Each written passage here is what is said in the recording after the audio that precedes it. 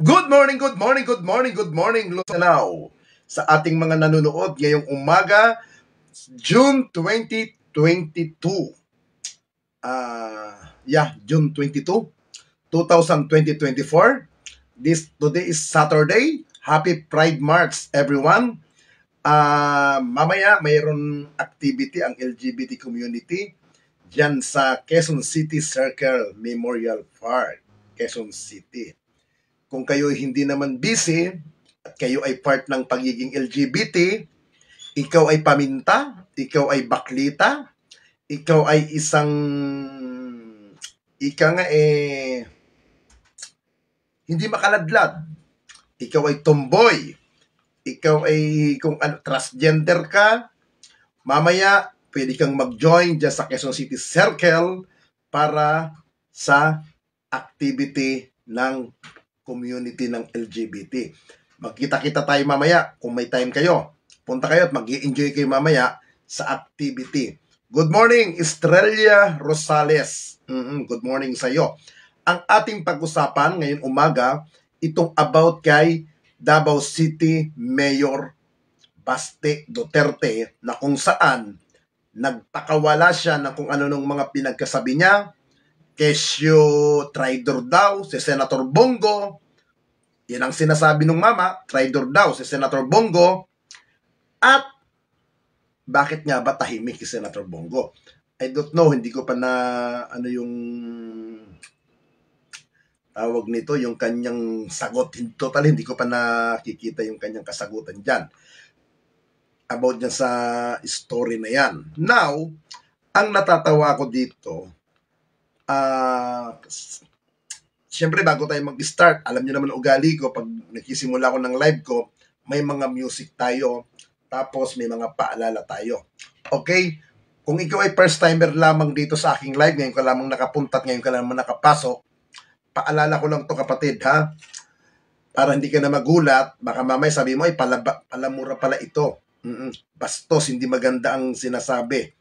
Okay? Para aware na rin ho kayo, mga putang ina ninyo. Okay? Ito pong paalala ko.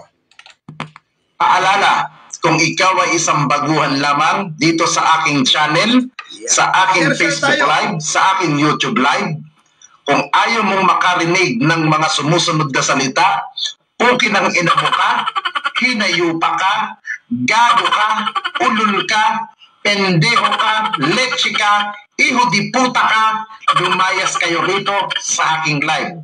Ako po ay hindi isang santong vlogger, ako po ay sadyang bastusin. Kaya lumayas kayo rito kung ayaw nyo makarinig ng mga salitang hindi nyo makain.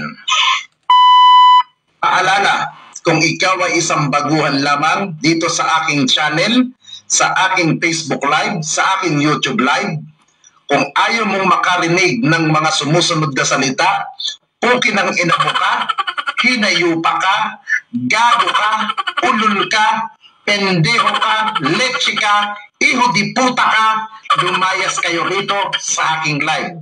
Ako po ay hindi isang santong vlogger, ako po ay sadyang bastusin. Kaya lumayas kayo rito kung ayaw nyo makarinig ng mga salitang hindi nyo makain. Okay, paalala ko po yan mga kaibigan ha, para hindi po kayo maging gago, mga putang ina ninyo. Okay, para alam ninyo na ako'y sadyang palamura sa bawat live ko. Okay, again, sa nanonood sa ating YouTube live, hindi po ito live, bagkos naka-Facebook live ito, nire-re-upload ko na lang to sa aking YouTube live. Music! Sa kanto ng Kanto Tinyo, magkaisa tayo dito sa ating kapitan, Kap Ninyo, para sa kaunlaran at kasaganaan, para tayo'y makaraos sa bang kinabukasan, lalo na yung mga kapugian. Tandaan ninyo, 20-20 lang, Kap Ninyo, Barsaga, cute ang ina mo. Yun ang tangina nyo! Sa barangay Chupaco, kanto ng Kanto Tinyo, mayroon tayong kapamilya, Dabarkas at Kapuso, Kap Ninyo, Barsaga, sa Subiyayan Reyna. Napakasimpli't mahinhin, hindi marunong magmura, sa sangganang kabataan na malaki ang inaharap, lalo na yung mga pogiyan ng kanyang hinahanap. Tutulungan ni Kap ninyo sa ginhawa. Ay, o nga pala, paalala ko sa lahat ng mga paminta, sa mga bakla na hindi magawang magladlad, sa mga bakla na nagtatago, na nagpapanggap na mga straight na lalaki, may oras pa po kayo, alas 8, ano bang oras? 8, ano ba? Pinang ina, malabo na mata ko. Hindi ko makita yung oras sa cellphone. 8:52. Okay? 8:52 in the morning pa lamang. May oras pa po kayo para pumunta sa Quezon City Memorial Circle. Sa tapat po ng Quezon City Hall. Okay? May mga libreng sasakyan po dyan na pwede nyong sasakyan. Diyan sa Trinoma, SM North, Cubao, Farmers, etc. para ihatid kayo sa Quezon City Circle.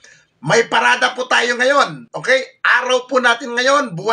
Month of the LGBT community. Magsama-sama tayo mamaya. Mga putang ina. At hirap upang kanilang maabot. Okay, Pinapangarap na ulap, mga senior citizen. Kap ninyo'y kaagapay. Kap ninyo hindi niya type yung mga pangit at kitay. Kap ninyo ay malambing, mabait at mapagbigay. Kapag ya'y napasubo, lahat sa'yo'y ibibigay. Kap ninyo ang ating iboto. Kap ninyo, inaapi. Kap ninyo kasanggabo. Kap ninyo ay kalaban ng tiwali sa gobyerno at kasangga naman po ng mga inaabuso. Kap ninyo'y walang takot magsalita kahit sino. Kung ika'y mapangapi sa posisyon ay abuso. Kap ninyo ilalabas kung ano ang totoo upang maiwasan ang mga panluloko ng tao. Kay kap ninyo marami ang sumusuporta, tumutulong kay kap ninyo, maganda rin ang hadika. Katotohanan ay ilalabas, sinong buwaya at masiba, sinong tunay na kakampi at kalaban nitong bansa. Okay, good morning everyone. Tapos na yung music na yan. Okay? Now, marami akong napanood nung mga past day na kung saan nagpapasaring si Davao City Mayor Baste Duterte against sa tauhan ng kanyang father na si dating Pangulong Duterte laban kay Senator Christopher Bongo. Okay. Ako po mga kaibigan, naging vlogger ni dating Pangulong Duterte. Nung panahon ni dating Pangulong Duterte, kahit papaano, aware ako kay Senator Bongo. Kahit nung mga panahon niya, nagkakausap kami, nagkaka-text, yun naman ang totoo. Now, ano bang pinagmumulan? Kasi ang sinasabi ng ibang mga vlogger, gimmick daw yung awayan ni Senator Bongo at ni Baste. Totally, hindi naman yan. Sa pagka-personal kong alam sa personal kong knowledge, walang galit si Senator Bongo kay Baste. Huwag na natin, hindi lang si Baste. Hindi lang si Baste dyan. Nandiyan dyan si Congressman Pulong Duterte. Nandiyan dyan si Vice President Sara Duterte.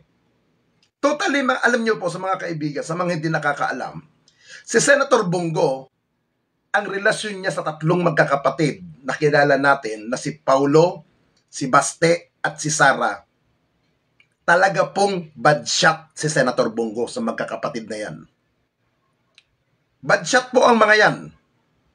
Hindi po nila gusto si Senator Bongo nung mulang naupo si Pangulong Duterte. Ay, good morning, Kuya Randy. Gatdula or Kuya Top 1, good morning sa'yo. Ito po, lilinawin ko ito mga kaibigan. Kasi may mga nabasa ako, napanood na ang sinasabi gimmick daw yung mga pasaring ni Baste Duterte laban kay Senator Bongo. Hindi po gimmick yan, mga kaibigan. Sa mga taong nakakakilala kay Senator Bongo, sa mga nakakasalamuha kay Senator Bongo, talagang galit ang tatlong magkakapatid na yan. Bakit ko po nasabi? Kasi ang cellphone ni Pangulong Duterte, ang sumasagot parati dyan, si Senator Bongo. Si Senator Bongo po ang sumasagot. One time, nagkaroon ako ng experience dyan, birthday nung anak ni Congressman Paulo Duterte. Birthday yon, magkakaroon ng dibo. Ika nga, magkakaroon ng dibo celebration para do sa anak ni Paulo Duterte. Tumawag siya kay Senator Bongo at noong mga panahon na yon, nandoon po ako. Nasa Malacanang ako noon. Saksi ako noon. Marami kami noon na nandoon kami sa Malacanang sa bahay ng pagbabago. Or dyan sa yung tulay, pagitan ng nagtahan. Nagdahan, papuntang Pandacan, Manila, yung kabila doon. Yun ang bahay ng dating Pangulo. Doon tumitira ang presidente. Or kung tawagin, Presidential Security Group Park or PSG Park, doon umuwi ang Pangulo nung araw na yon. Now, mga kaibigan, dito po ako natatawa. Ang sabi nung iba, gimmick daw yung awayan ni Pulong Duterte. Hindi po gimmick. Hindi po gimmick yan. Yung sinabi ko kanina na magdidibo yung anak ni Paulo Duterte, something 2019, mga ganon, mga year na ganon. Tumawag itong si Isabel Duterte. Nung tumawag, ang ini-speak ni Isabel, ang sasagot yung lolo niya, na si dating Pangulong Duterte. Nagkataon na loudspeaker yun ni Senator Bongo. Dahil hindi niya siguro marinig, kaya na loudspeaker niya. Ako pa naman, chismoso ako. Now, nung tumawag si Isabel, ang sagot niya, lo. At sumagot yung kabilang phone ni Pangulong Duterte dati, si Senator Bongo. Ang sagot ni Senator Bongo, Isabel, nasa meeting lang si Pangulo, si lolo mo. Nasa meeting lang, mamaya tawag ka na lang mamaya after nung meeting niya. Nagalit si Isabel, bakit ikaw ang sumasagot ng phone ng lolo ko? Yun ang sinabi. Pinahawak sa akin ni boss yung cellphone. Kasi ang tawag ni Senator Bongo kay Pangulong Duterte, boss ang tawag niya, hindi presidente o ano. Pag was in public, presidente o si Pangulo ang tawag. Pero pag sila o kami na lang nandoon, boss ang tawag niyan ni SBG. Doon nagalit si Isabel. Bakit ikaw parating sumasagot? Tapos another month, nagkaroon na naman ako ng experience. Tumawag si Pulong Duterte kay Pangulong Duterte sa cellphone, nadudun din na naman ako. Accident yun eh. Nung tumawag, ang sagot ni Senator Bongo, nasa meeting lang si Pangulong Duterte. Nasa meeting lang. Accident, si Congressman Pulong Duterte pala noong mga panahon na yon, malapit lang pala siya sa Malacanang area. Somewhere in UN Avenue, papunta pa lang siya ng PSD compound ata noon. Noong time na yun, nagpapagupit ang Pangulo. Siyempre, sinabi ni Senator Bongo, nagmi-meeting, biglang naabutan, nagpapagupit lang. Hindi, binigay. Now, ang balita ko pa dyan, dati, kaya galit na galit sila dahil sa nagkaroon kay Hanilet, kay Madam Hanilet, kung tawagin dati, Madam Hanilet Bincula ba yun? Yung Vincenya, yung asawa ni Pangulong Duterte ngayon na babae. Si Senator Bongo kasi nasa paksyon nung kinakasama ni Pangulong Duterte ngayon. Doon siya naka-line up, si Senator Bongo. Mas dikit siya, mas close siya doon sa kinakasama ni Pangulong Duterte ngayon. Talagang sapul na sapul, mga kaibigan. Hindi po close ang mga anak ni Pangulong Duterte kay Senator Bongo. Ang close lang kay Senator Bongo, pagkakaalam ko, yung anak ni Hanilet, yung babae, nakalimutan kong pangalan, yung si Kitty. Yun ang close kay Senator Bongo. Pero mga yan, hindi. Galit sila. Kung nakikita nyo in appearance in public, plastikan na lang ang mga yan. Plastikan na lang yan. Kap, bakit nagalit si Duterte kay Marcos? Tanungin mo sila. Huwag mo sa akin tatanungin. Okay? Hindi ko alam kung anong pinagmulan. Okay? Now, ayun po ang pagkakaalam ko. Kasi si Senator Bongo trusted. Ang hindi siguro matanggap nila Baste, nila Pulong o nila Sara, si Bongo lahat ang pinagkakatiwalaan ni Pangulong Duterte nung panahon niya. Kasi, kung ano ang salita, nung panahon kasi ni Pangulong Duterte, mga kaibigan, kung ano ang sasabihin ni Senator Bongo, yun ang salita ni Pangulong Duterte. Sa madaling salita, kung ano ang kumpas ni Senator Bongo, ang dating sa baba, yun din ang kumpas ni Pangulong Duterte. At totoo naman yung mga sinasabi nila ng iba, hindi ka makakarekta kay Pangulong Duterte nung panahon na yon kung hindi ka dadaan kay Senator Bongo. Kahit na daanan mo silang Muking, yung si Muking, yan ang mga trusted na tao ni Senator Bongo, kila Jello, kila Dea, kung sino pang staff ni Pangulong Duterte noong mga panahon na yon, pag walang approval ni Senator Bongo or ni Bongo, hindi kayo makakarekta kay Pangulong Duterte. Kung mga meeting-meeting. Totoo yun. Totoo yan. Pero, si Senator Bongo naman, napakadaling lapitan yan eh. Napakadaling lapitan ni Senator Bongo. Talagang tumutulong yan. Ang problema lang kay Senator Bongo, na hindi ko gusto sa kanya, yung mga tauhan niya, hindi naman lahat ng tauhan ni Bongo, mga gago.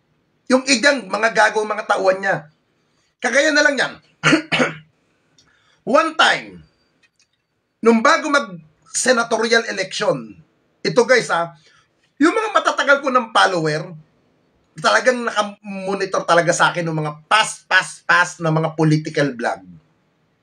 Meron ako dating sinasabi bago magkaroon ng election, 2019, pag kailangan nyo ng medical assistant, indigenous people ka, mahirap ka, maralita ka, kailangan mo ng medical assistant, wala kang kakayahan ng pambayad sa operation, sa kidney, kung ano man yan, gamot.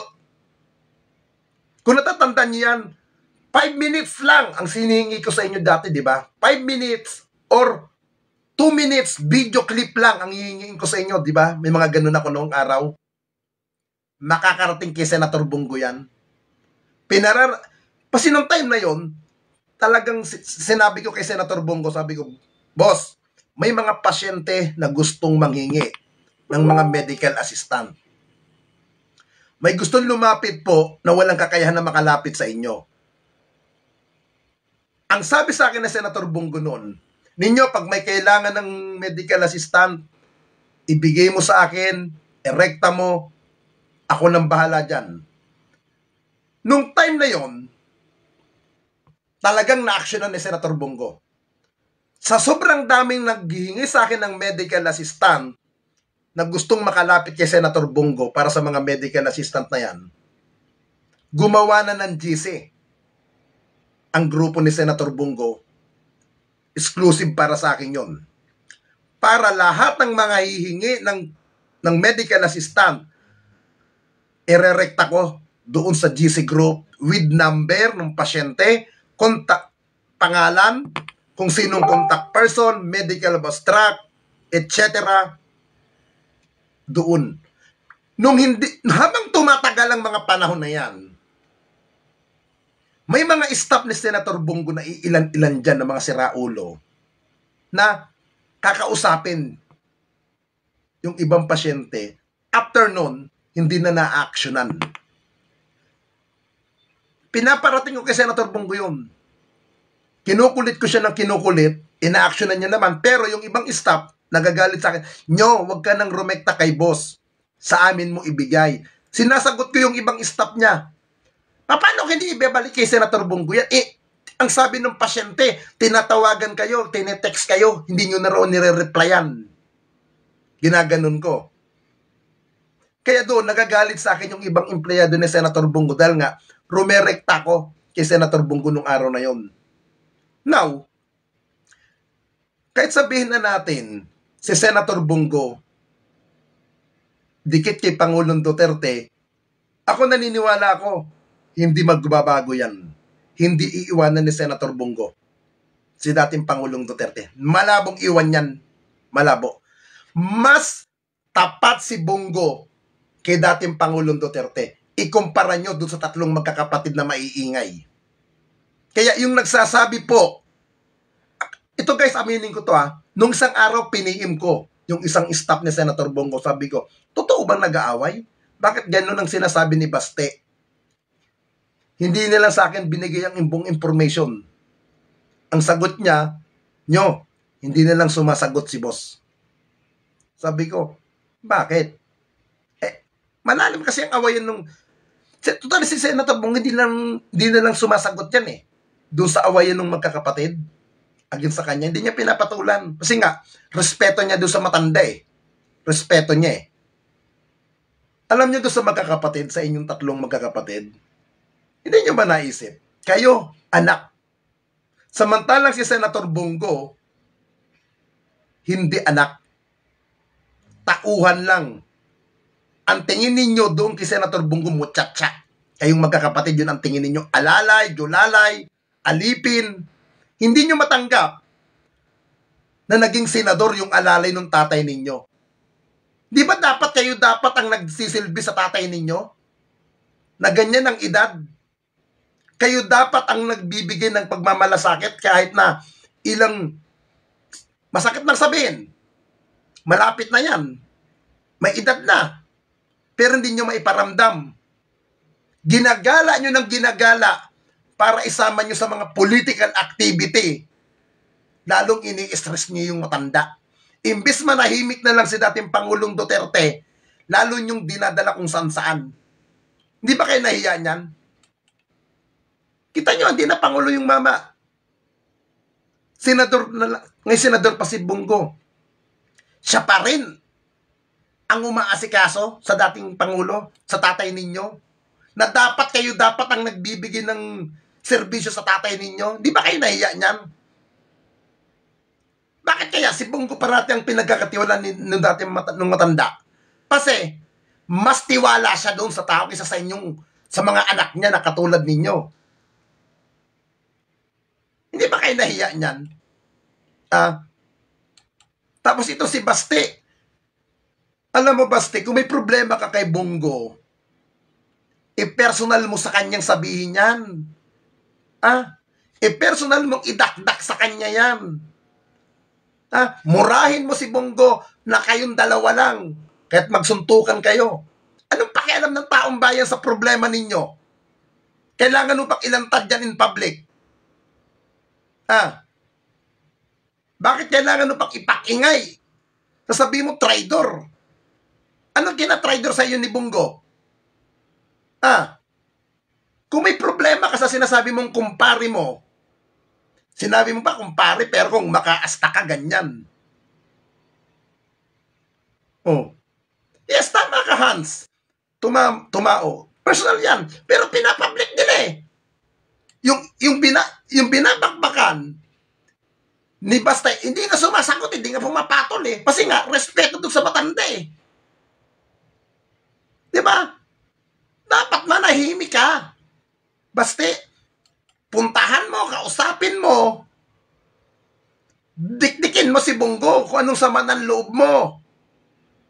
Yung personal, hindi yung social media mo. Iaharap mo pa doon sa mga tao na ganito, traidor. Sa tingin mo, magbabago ang paningin ng matanda sa tao ng tatay mo? Hindi. Mas lalo nakakuha ng simpatya yung tao sa ginagawa mo. Sa ugali mo. Di ba? Ito na lang, sinasabi mo ng mga nakaraan. Bangag-bangag si Pangulong Duterte. Ayan nagkalat sa TikTok Nagkalat ang mga video mo, Baste. Na naninigarilyo ka na para kang high. Para kang bangag. Sa mga bidyong nagkalat sa'yo. Hindi ba nakakahiya? Tapos mayor ka? Diyos ko. Nakakahiya. Yung galawan mo, Baste. Paglingkuran mo ang tatay mo, pagserbisyuhan mo ang tatay mo, ipakita mo yung pagmamahal mo sa tatay mo. Hindi yung nagpupuno yung katiwala ng tatay mo. Baka mamaya, dumating ang araw, mawala yung tatay mo. Ang nasa tabi pa rin, yung si Bongo pa rin ang nasa tabi. Ikaw wala. Oh. Di ba?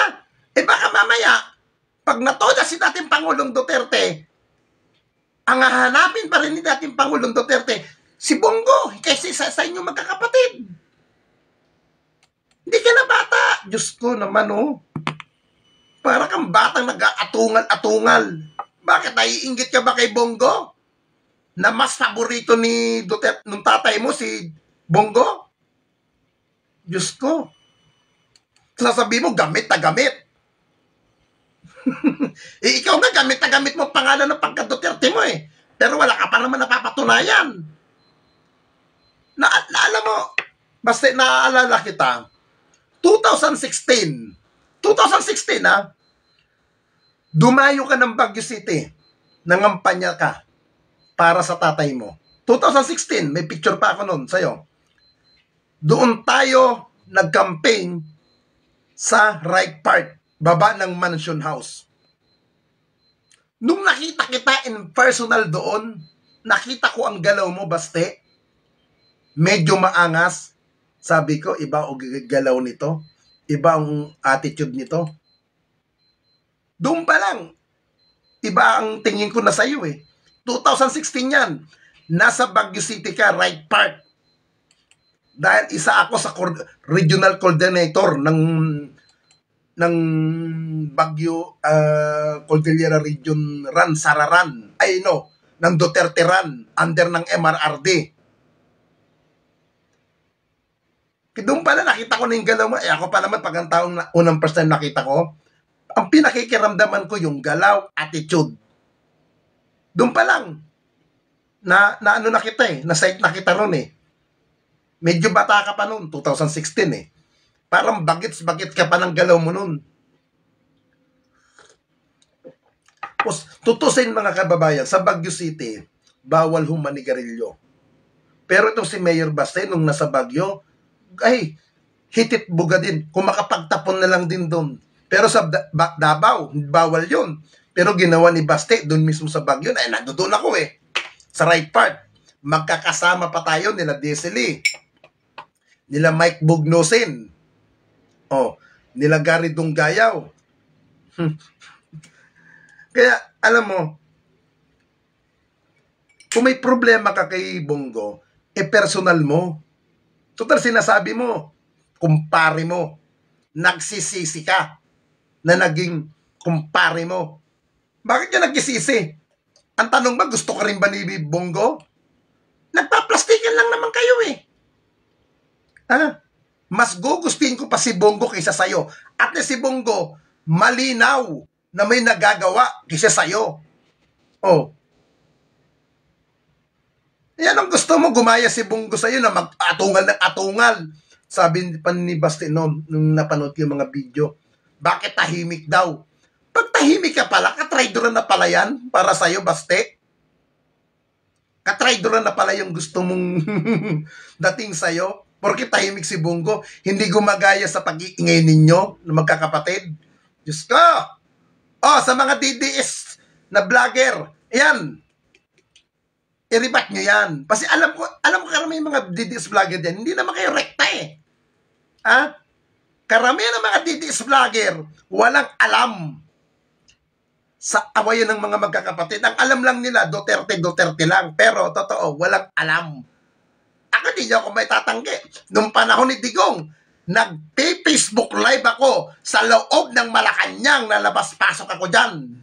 Kaya hindi nyo maitatanggi na mas pasok ako kaysa sa inyo. Mga gago. Kayo Duterte, puro naman kayo mga hausaw. Kailan lang kayo nagsulputan, mga buwaka ng ina ninyo.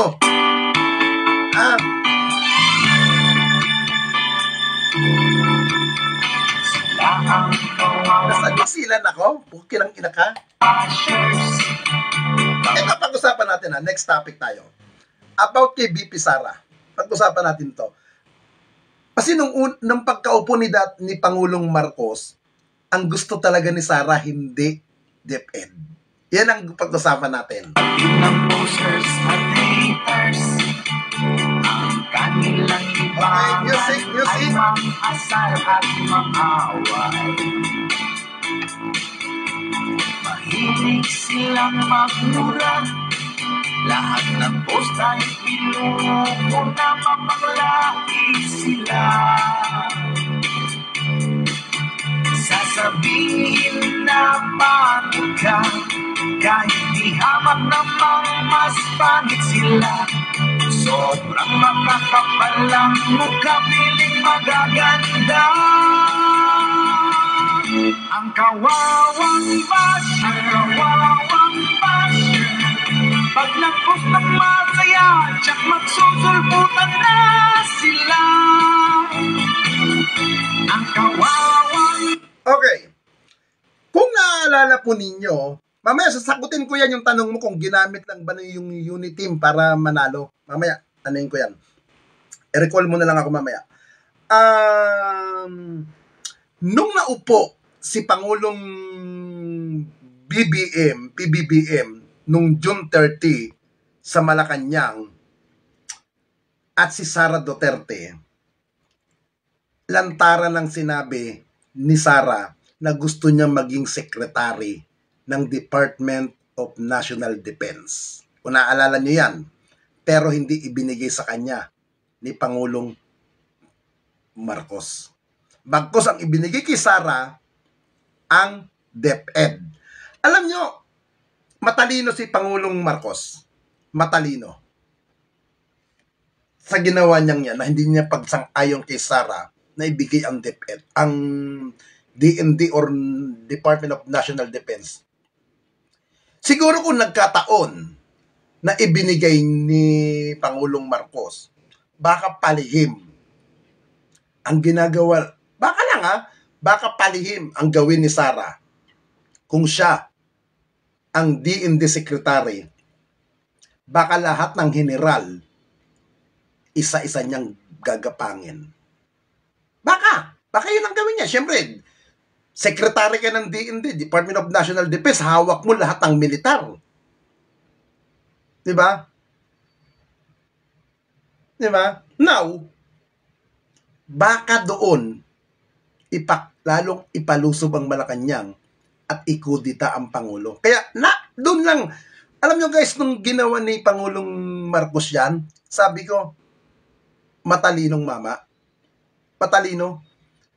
Kasi kung hindi nyo po napag-aalaman, si BP Sara, reservist colonel ho yan. Kung daw nagkakamali, parang Philippine Army, reservist, na may ranggong colonel, full-fledged colonel ata siya. Now, gusto niya pamunuan ang DND.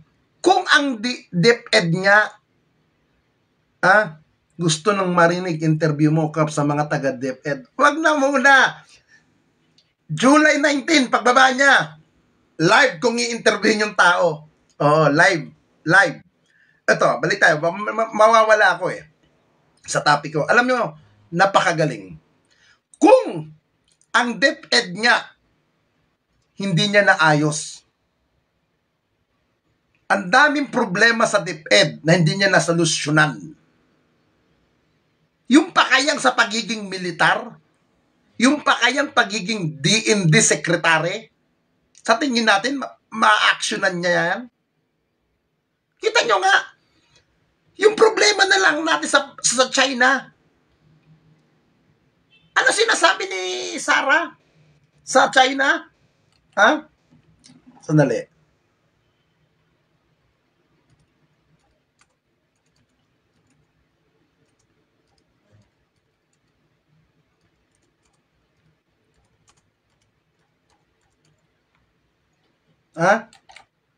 Kita nyo nga yung message niya?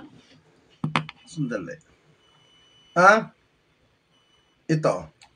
Pakinggan nyo yung message niya sa China, mas parang pinapahalagahan pa ni BP Sara ang China.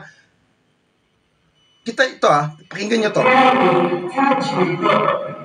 中国人民共和国在过去74年间，这也是在经济发展的年。 Di ba?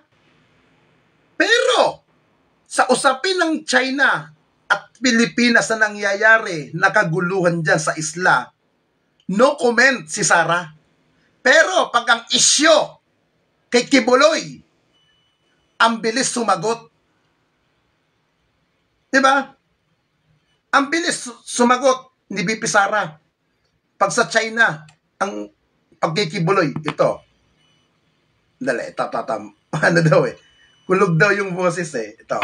非常高兴其西向中国国家 Chokwa. 主席习近平、中国驻菲律宾大使黄锡良和20中国公 Yan. Di ka na lang kumata ng abuchikik. Di ba? Ito guys ha. Kakaita na ito. Ito nangyari. Ito na lang. Itong nasa nangyari. Na naputulan yung mga sundalo. May nagtanong na naman ng mga reporter kay BP Sara. No comment. Di ba? Puro no comment. Chokran. Oh, di ba? Yun ang sinasagot niya madalas. Chokran, no comment. Mahalin natin ang Pilipinas. Mga ganun ang sinasabi niya. Pero, pag issue ng ating national na interest, no comment. Di ba? Pero pag kay Kibuloy, ang issue, pag ang issue kay Kibuloy na may kasong pagkakantot, pangahalay, pagmumulis siya, ang bilis niyang magdepensa sa mga tao na yan. Na kung saan ang bumoto sa kanya, taong bayan, mamamayan ng Republika ng Pilipinas. Di ba? Pero pag national interest ang pinag-uusapan kay BP Sara, wala siyang sasagutin. No comment, no comment. Di ba? Kailan natin naparinig si BP Sara? Nung mula siyang naupo bilang Vice President at si Pangulong Marcos, lahat ng atake ng mga kapatid niya, atake ng tatay niya, kailan nyo narinig na dinipensahan niya si Pangulong Ferdinand Marcos? Kailan nyo narinig na nagdepensa si Sara, na ipinagtanggol niya ang Pangulo laban sa mga kapatid niya? Wala kayong narinig, mga kaibigan. Di ba? Bagkos, si Pangulong Marcos, may mga umaatake kay Sara na kung sino-sinong kapartido ni Pangulong Marcos. Anong sagot ni Pangulong Marcos? Dinidepensahan niya si Sara. Pinagtatanggol niya si Sara. Pero itong babaeng ito, si BP Sara, may narinig ba tayo ni isa na pinagtanggol niya ang Pangulo? Wala! Kahit man lang pakitang tao, kahit kaplastikan, wala tayong narinig kay Sara na ipinagtatanggol niya ang Pangulo. Diba?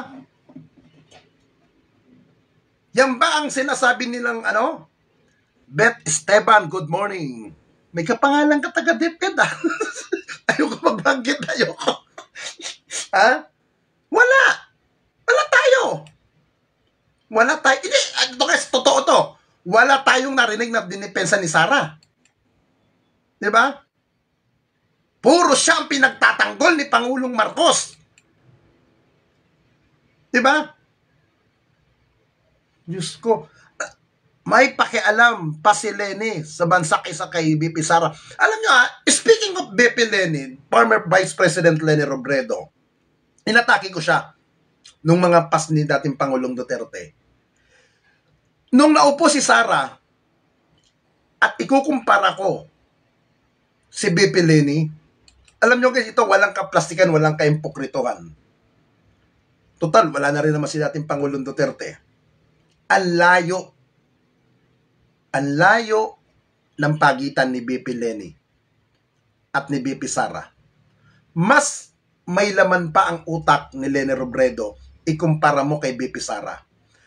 Kahit anong issue, Tanungin mo si BP Sara, wala, no comment. Pero si BP Lenny, nung panahon niya, kahit anong issue, sinasagot niya. May komento siya. Pero itong ating Vice President, wala. Wala. Di ba? Wala. Tapos, gusto niya pa maging DND Secretary? Eh di baka lalong na leche tayo rito. Baka lalong nagkahintot-hintot tayo kung siya ang Defense Secretary. Alam niyo mga kaibigan, napakaselan po ng pwesto ng pagiging Department of National Defense. Napakaselan po niyan, hindi po biro ang maging Defense Secretary ka. Dahil ang buong militar, ikaw ang may hawak. Buong intelligence ng Armed Forces of the Philippines, hawak mo. Na kung saan ang mga militar ang pinaka-first na nagdidepensa sa ating bansa. Sila ang unang-unang dumidepensa pag may gyera. Tapos ang gusto pa ng mga putang inang mga DDS vlogger, pumalag daw tayo sa mga ginagawa ng China. Anong laban ng bansang Pilipinas? Anong ilalaban natin doon? Yung mga bayag natin? Ha? Yung mga kaldero natin? Ha? Ha? Yan ba ang gusto nyong mangyari? Mga putang ina ninyo. Sinasabi nyo, weak leader si BBM. Ikumpara nyo na lang ito mga kaibigan ha. Sinasabi ng mga DDS, weak leader, weak leader. Bangag, bangag. Ngayon siya ang Pangulo. Nangyayari yan sa China at sa atin. Kung weak leader si Pangulong Marcos, edi sana pumalag na yan. Uutusan niya. Labanan nyo, girahin nyo. Pero hindi sinabi ni Pangulong Marcos eh. Ang gusto kasi ni Pangulong Bongbong Marcos, maging mahinahon ang pakikipag-usap ng pamahalaan ngayon sa China. Ayaw ni Pangulong Marcos ng dahas. Dahil pag nangyari na magkaroon ng dahas ang Pilipinas at ang China at tayo'y lumaban, ang kawawa, alam ni Pangulong Marcos, ang kawawa, tayong mga maliliit na wala tayong kakayahan na lumipad papuntang Estados Unidos para makaiwas tayo sa gyera dito sa bansa natin. Na ang gusto ng mga Duterte supporter, palagan ng China. Ha? Yan ang gusto nila. Di ba? Kaya nga dumami ang mga China rito. Kaya nga dumami ang mga pugo-pugo sa Pilipinas. Oh, may napanood ba kayo nung nakaraan? Ito. Kay Mayor Magalong. Ito ha. Pakinggan natin to ha. Speaking of, pugo.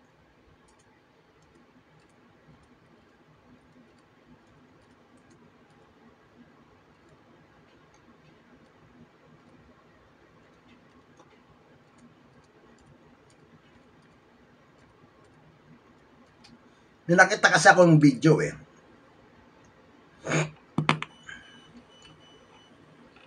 May nakita akong video na kung saan nagsasalita si Baguio City Mayor, yung mayor namin ng Baguio, about sa Pogo.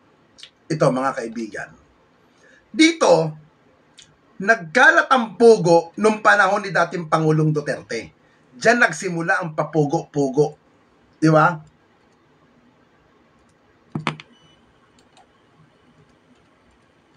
Diyan nagsimula ang mga pugo nung panahon ni dating Pangulong Duterte.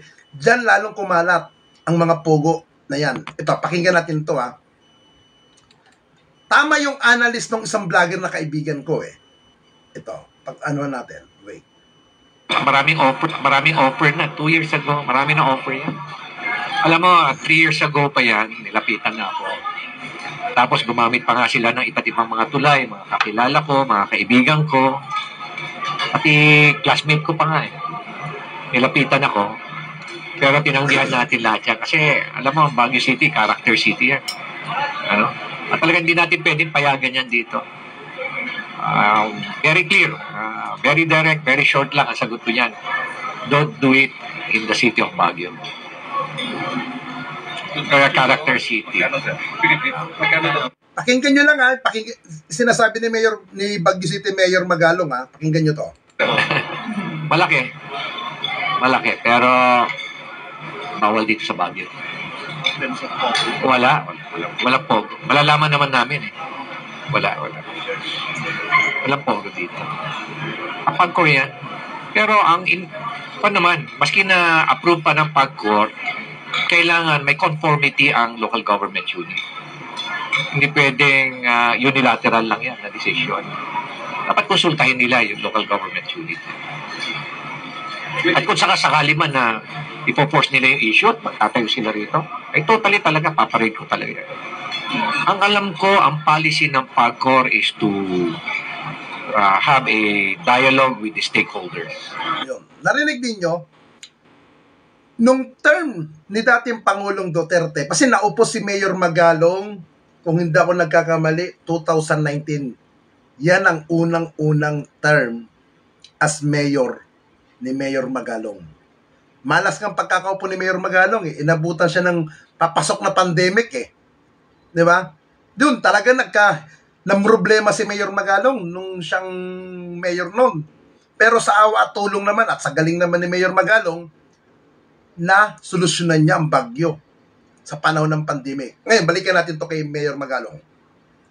Panahon to ni Mayor Magalong, inuupiran siya nung panahon ng Duterte administration na may mga taong kumakausap sa kanya, kaibigan niya, sinabi niya mismo, mga taong kakilala siya personal, na papasukin ang Pogo operation sa Baguio City. Lahat ni-reject ni Mayor Magalong. Lahat dininay niya. Hindi niya pinahintulutan. At take note may malalaking offer sa kanya. Makapasok lang ang Pogo sa Baguio City, may perang malalaking offer kay Mayor Magalong.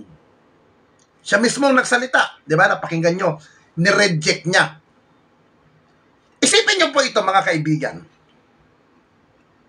Nagkalat ang Pogo sa panahon ni Pangulong Rodrigo Roa Duterte. Di ba? Sa kanya nagsimula ang dumami ang mga Pogo sa bansa natin. Likutan yung mga utak nyo, mga kababayan likutan nyo. Kung si Mayor Magalong inuupira ng malalaking pera para lang aprubahan niya na magkaroon ng operate sa Baguio City, ang Pangulo kaya nung panahon ni Pangulong Duterte, magkano ang offer sa kanya para makapag-operate ang mga Pogo sa bansa natin? Ako wala ko sinasabing may natanggap siya doon. Ang tanong ko lang, magkano ang offer? Magkano ang natanggap ni Pangulong Duterte?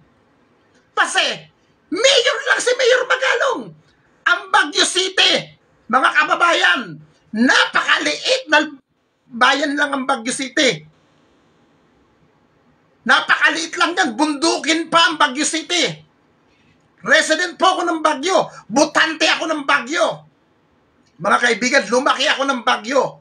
Napakaliit ng Baguio City, mga kababayan. Para tayuan ng Pogo yan. Uulitin ko kung isang mayor na syudad ng Baguio City at sa kabundukan pa ang Baguio City, inuupiran ng milyones, daan milyon, kwarta, para lang makapasok sa Baguio City. Ang Pangulo kaya ng bansang Pilipinas, nung panahon ni Pangulong Duterte, magkano ang offer at magkano ang natanggap? Yan ang tanong ko lang. At walang aamin dyan. Di ba? Isipin nyo ito, ulitin ko, likutan yung utak ninyo mga kaibigan Kung si Mayor Magalong, isang mayor lamang, sabihin nyo ng paulit ito ang sinasabi ko, kung ang isang Baguio City napakaliit, ang butante po ng Baguio City, mga kaibigan, wala pang 500,000. Wala pa, hindi kagaya ng Quezon City, hindi kagaya ng Makati, hindi kagaya ng Manila, na sobrang dami. ang botante. Marami lang tao ang Baguio dahil tourist spot yan, pero ang botante dyan, ito buong Cordillera Region. Overall, Cordillera Region wala pa pong 1.8 million ang botante ng buong Cordillera Region. Taksamahin mong boto ng Mountain Province, Abra, Benguet, at Ifugao, Kalinga, Baguio. Pag pinagsama-sama yan, wala pang 1.8 million ang boto dyan.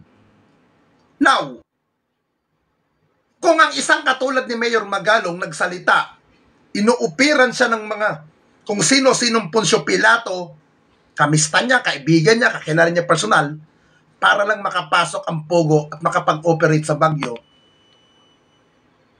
kapalit ng mga offer na halaga ng kwarta, kapalit ng malalaking halaga, mapapayag lang siya, mapapasakan niya ang pera. Pero mabuti si Mayor Magalong, ni-reject niya. Magkano ang natanggap ni dating Pangulong Duterte? Magkano natanggap ng mga anak ni Pangulong Duterte? Tanong ko lang to hindi ko sinasabing tumanggap sila. Tanong ko lang, magkano natanggap nila? Kapalit ng pag-ooperasyon ng mga Pogo.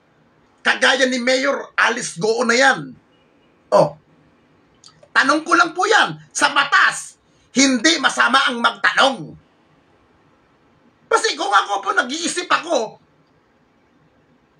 bago ako makapag-cooperate sa isang lugar, kailangan yung kataas-taasan muna ang kakausapin ko dyan. Kataas-taasan muna ang liligawan ko para makababa ako sa LGU. Sabihin nyo ng Pagcor, wala yan! Pagcor, kahit magbigay ang Pagcor, kung ayaw ng LGU tanggapin yan, walang magagawa ang Pagcor.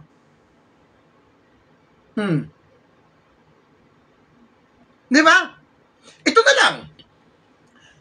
Nung term ni dating mayor na ito, kaibigan ko to. Nung term ni dating ex-mayor, Mauricio Dumogan, nung si Digong ang nakaupo, mayroon gustong itayo dyan sa Baguio City na isang casino. Ugong na yan sa buong Baguio City na magkakaroon ng casino. Buti na lamang nung nabubuhay si dating Bishop Carlito Singson, Archbishop ng Baguio City, si Bishop Carlito Singson, siya ang nanguna, siya ang nagpasimuno na tutulan ang itatayong kasino nung panahon ni Mayor Magalong. Kaya nung panahon ni Mayor Dumogan, walang nagawa si Mayor Dumogan. Nag-attempt na naman sila na itayo ang kasino sa panahon ni Mayor Magalong. Hindi rin pinayagan yan. Panahon ni dating Pangulong Duterte yan, ako, residente po ako ng Baguio. Di ba? Yan, si Atty. Libayan, ang asawa ata niyan, hindi ko pa na-meet si Atty. Libayan Hindi ako nagkakamali, pero nanonood ako sa kanya. Kaya lang kayo ni Atty. Libayan, yung mga big letter ang comment. Alam nyo guys madami nagtatanong sa akin, kahit yung mga kachat ko na hindi ko kilala, hindi niya ako kilala personal. Yung galit ka ba? Mga ganun tanong sa akin. Bakit ang lalaki ng letter ng message mo sa akin? Para kang galit. Ito guys para sa kaalaman po ng lahat, kaya po ako, ang type ko parati sa computer, sa desktop, sa laptop ko, sa text, o sa mga reply ko sa mga message, malalaking letra, big letter. Malabo po ang mata ko. Malabo pong mata ko. Hindi ko mabasa yung mga maliliit ninyo. Mababasa ko yung maliliit na letra ninyo pag may salamin ako. Pero pag wala akong salamin na ganito, hindi ko na mababasa. Alam niyo po ang sukat ng salamin ko, 150 po yan. 150 ang po niyan, ang grado 150. Kaya po lumabo ang mata ko. Kahit nakahiga na ako sa kama, nakapatay ang ilaw, nagpe-Facebook pa rin po ako hanggat gising ako. Naggaganyan ako. Doon po lumabo ang mata ko. Yung sa cellphone ko. Doon lumabo ang mata ko. Kaya, doon sa akala ng iba, pag ako may message sa malalaking letra, akala galit ako, hindi. Hindi ko lang po talaga mabasa yung mga maliliit. Na ayoko kasi nagta-type ako na na walang salamin. Kaya pag ako nakasalamin, big letter lahat ang tinatype ko para talaga mabasa ko. Mga big letter. Ganun po ako mag-type. Puro malalaking letra. Kahit sa text. Pero pag pera, kahit walang salamin, putang ina, malinaw po mata ko kapag pera ang pinag-usapan. Malinaw po mata ko. Malinaw po mata ko, mga kaibigan, kahit walang salamin, basta pera. Malinaw, lahat naman tayo, malinaw ang mata natin sa pera, di ba? Huwag na tayo magpaka-impok rito. Lalo na, pag gwapo ang kaharap ko, pag gwapo ang nasa paligid ko, putang ina, malinaw na malinaw ang mata ko. Balik tayo, mga kaibigan. Doon sa pogo-pogo na yan. Balik tayo. Balik tayo dyan. Kayo, naniniwala ba kayo na walang parating sa dating Pangulo para makapag-ooperate ang mga pogo dito? Nadagdagan ko ang likot ng utak ninyo. Kung ang isang LGU, kagaya ni Mayor Magalong, inoopera ng milyones, makapag-operate lang. Sino si Mayor Magalong? Ba't na-opera ng ganun halaga? Siyempre, bago ka mag-opera sa Mayor, Pangulo muna. Likot ng utak, mga kababayan. Likot. Ang tanong, magkano ang inoper nila Alice Goo kay dating Pangulong Duterte? Magkano? Tanong lang naman natin yan Wala naman masama Ako hindi ko inuukusahan si dating Pangulong Duterte na tumanggap. Hindi ko inaakusahan Ang tanong ko lang, magkano ang bigay ni Alice Goo kay dating Pangulong Duterte para makapag-operate sila ng mga pogo sa Banban, Tarlac at sa Purak, Pampanga? Magkano? Yan lang naman ang tanong ko. Hindi ko sinasabi na tumanggap sila. Kasi ako, naglilikot ang utak ko kung si Mayor Magalong inuoperan, ang Pangulo ba hindi uoperan? Yan ang Pangulo ng bansa. Yun lang ang tanong ko dyan. Hindi ko po inaakusahan si dating Pangulong Duterte. Margie Espino, ikaw nagsabi niyan bilyon yan yan comment yan bilyon yan. Hindi ko lang alam anong ibig sabihin mo na bilyon yan. Hindi ko sabihin. Siyempre, nakakahiya naman. O-opera ko 500 million Pangulo ng bansa. Nakakaya, hindi tatanggapin ng Pangulo yan. 500 million lang yan Hindi tatanggapin yan. Diba? Hindi tatanggap yan. Pwede yung sinasabi ni Margie Espino, billion. Diba? Ako, Pangulo ng bansa, Pangulo ng Republika ng Pilipinas, susuhulan mo ko ng 500 million lang. Baka bato ko pa sa mukha mo yan. Diba? Mga ganon. Siyempre, kunting angas yan doon. Kaya mga kaibigan, dito na lang sa sinabi ni Mayor Magalong ng aming butihing mayor namin ng Baguio City na sinasabi niya na maraming offer sa kanya. Malalaking halaga, pero lahat dininay niya. Saludo ako sa iyo, Mayor. Saludo ako sa iyo. Alam niyo mga kaibigan niya, si Mayor Magalong, personal kong kakilala yan. How many times ko nang namit yan nung siya'y general at ngayon mayor na namin ng Baguio. Ayaw niya ng maraming kaartehan pagkaharap. Pagkaharap ka niya, kung anong gusto mong sabihin sa kanya, direct to the point. Ganun si Mayor Magalong. Walang angas. Walang angas yan sa personal. Hindi ako sumisip-sip kay Mayor Magalong. Alam niyo mga kaibigan, yung nababasa niyo sa akin sa mga post dito sa page na to, yung mga burst na sa umaga, yung mga mga burst ng sa umaga, gini-GM ko yan, lahat ng contact book ko, sa pondo ko, gini-GM ko lahat yan. Kasama si Mayor Magalong dun, sa nag-GM ko. Nagre-reply sa akin yan. Good morning ninyo. Kailan ka uuwi? Good morning ninyo. Magagano na si Mayor Magalong. Napaka-humble yan. At walang kaarte-arte yung mama na yan.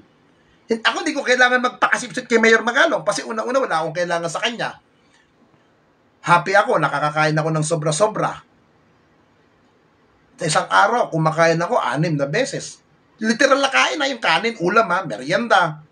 Ako, sa awa at tulong ng Diyos, wala na akong hihingiin pa sa kanya eh. Kasi lahat ng pangangailangan ko, binigay ng Diyos eh. Yung hindi ko nga kailangan, binibigay niya. Gugulat na lang ako, may darating na blessing. Never, nung mula naging mayor si Mayor Magalong, never ako dyan humingi ng tulong kay Mayor Magalong na ganito, ganyan. Never. Alam niyo, yan ang may pagmamalaki ko kay Mayor Magalong. Never ko siyang hiningian na, Mayor, Merry Christmas, dadalaw ako. Never. Alam ni Mayor Magalong yan. Never akong gumanyan sa kanya. Never. Alam ni Mayor Magalong yan. Pag mamimigay kami ng wheelchair, magpapaalam na ako kay Mayor. Mayor, mamimigay kami ng ganitong wheelchair sa ganitong barangay. Na ganyan. O sige ninyo, go ka lang. Ipaka-coordinate na kita. Lalo na yung dating DILG City Director ng Baguio City namin. Nakalimutan kong pangalan ni Madam. Napakahusay din na tao noon. Ngayon, balita ko, Provincial Director na ngayon ng Mountain Province. Mabait niya si Mayor Magalong. At mabait din naman yung dating mayor namin dyan, si Mayor Mauricio Dumogan. Kaya mga kaibigan, ang akala ng iba, napakalinis ng Duterte. Ang akala ng iba, napakabuti ni dating Pangulong Duterte. Sa likod ng kamera, ganun din ba kaya yung mama? Yung sinasabing simple lang ang buhay ni dating Pangulong Duterte. Sa public, oo, yun ang alam natin. Yun ang alam natin. Uulitin ko likutan nyo utak nyo. Kung si Mayor Magalong inuupiran ng ilang malalaking halaga ng kwarta, hindi makakapasok ang upogong mga yan kung walang pahintulot ng Pangulo, kung walang basbas ng Pangulo sa katauhan ni dating Pangulong Duterte. Ang tanong, magkanong ibinigay? At magkanong natanggap? Yun lang ang tanong dyan. Kasi kung si Mayor Magalong inupiran,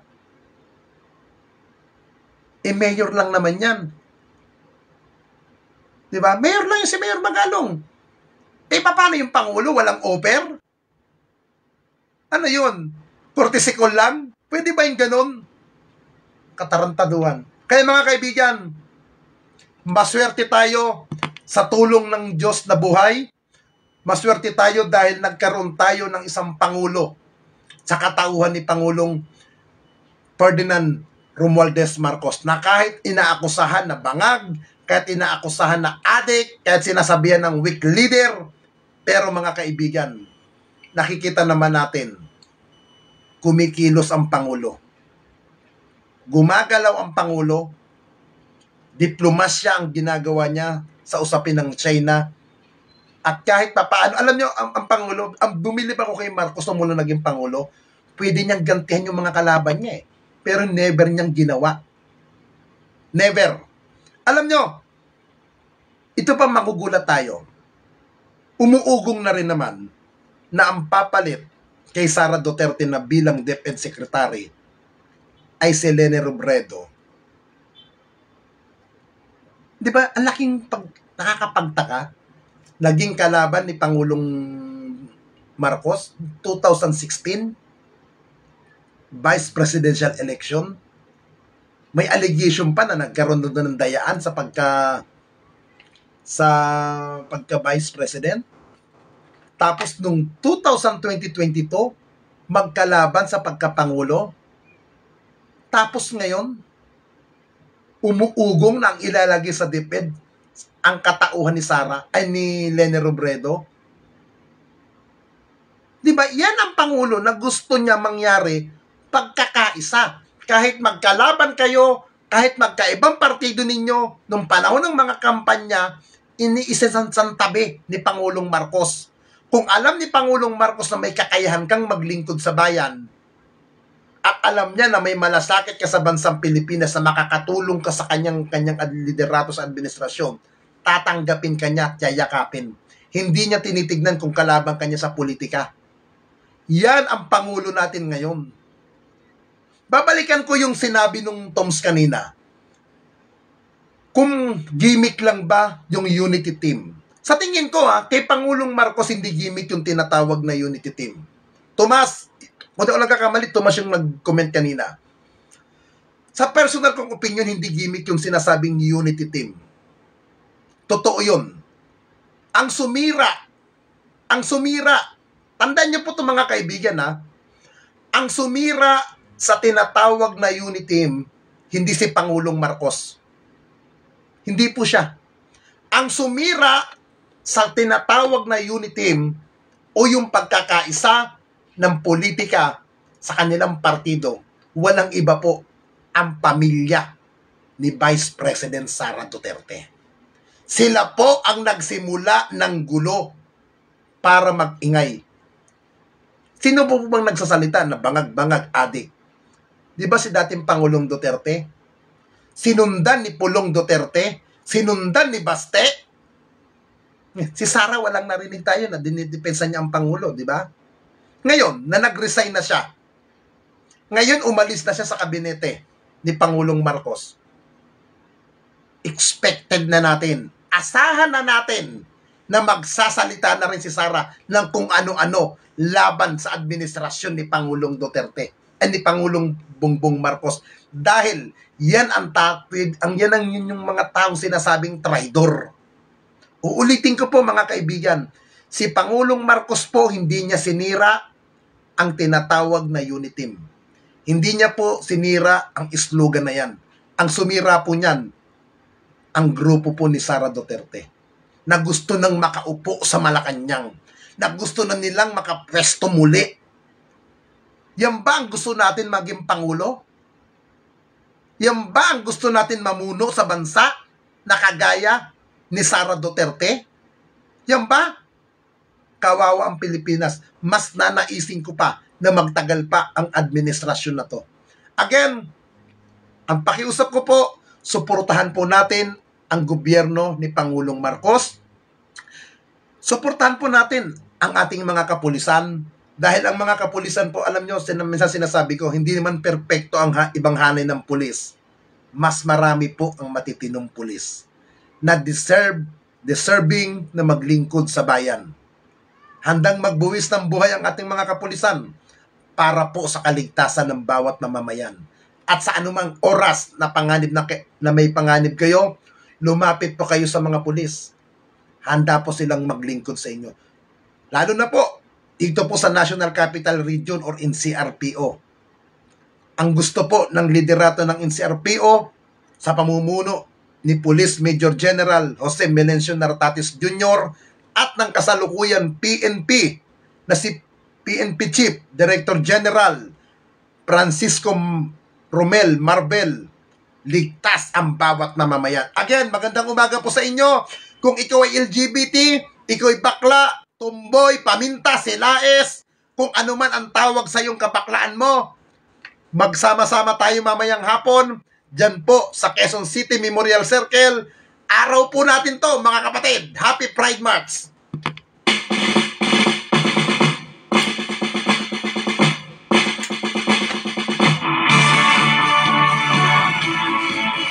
Mamaya magpapantit pa ako doon.